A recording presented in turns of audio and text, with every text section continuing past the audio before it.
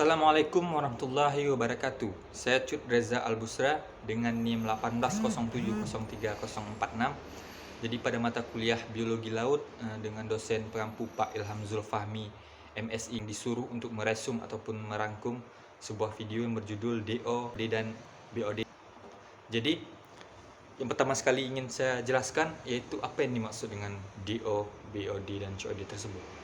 Jadi yang dimaksud dengan DO itu adalah dissolved oxygen, ya. Atau yang dimaksud dengan DO tadi adalah kandungan oksigen yang terlarut di dalam air sebagai parameter untuk mengukur kualitas air. Jadi DO ini adalah sebuah kandungan oksigen yang terlarut di dalam air untuk mengukur sebuah kualitas air yang ada di suatu kawasan.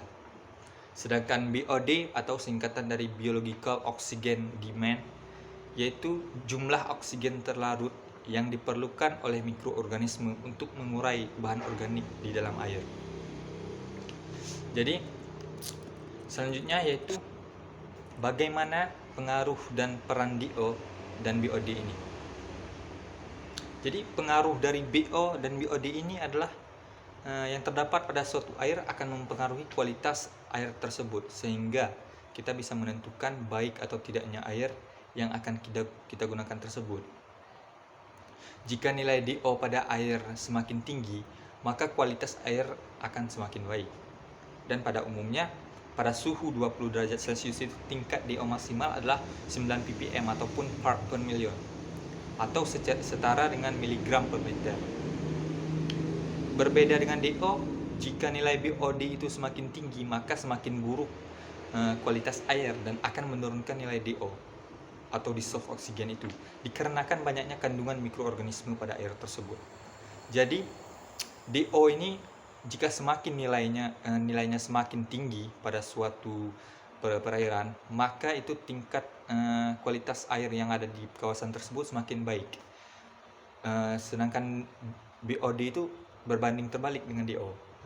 Makanya kita melihat ada kawasan ataupun sungai-sungai yang tempatnya itu sedikit jorok atau kotor atau sedikit hijau, dan ada sungai yang lebih jernih.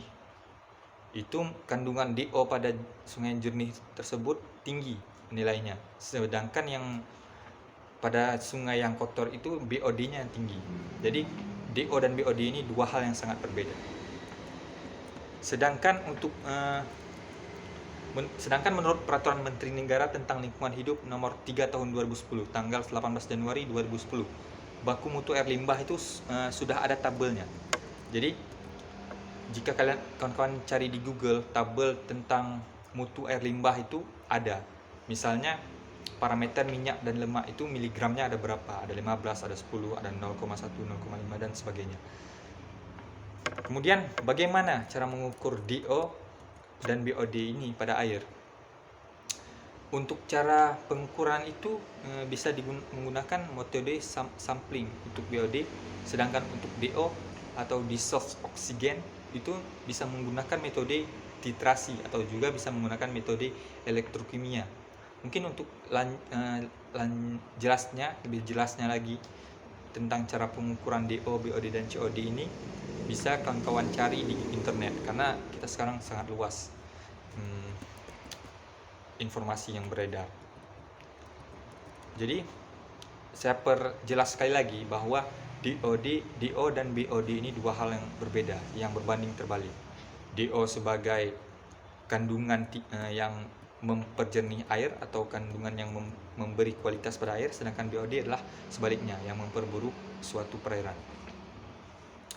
Jika nilai DO itu pada air semakin tinggi, maka kualitas air itu semakin baik.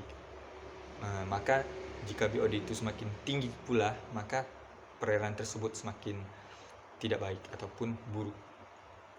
Mungkin hanya ini saja penjelasan singkat saya mengenai DO, dissolved oxygen, dan BOD, Biological Oxygen Demand. Mungkin jika ada sedikit kekurangan yang kawan-kawan tidak ketahui, bisa kawan-kawan cari informasinya di Google, karena saya hanya memperjelas sedikit saja mengenai DO dan BOD ini dan pengaruhnya terhadap lingkungan atau perairan.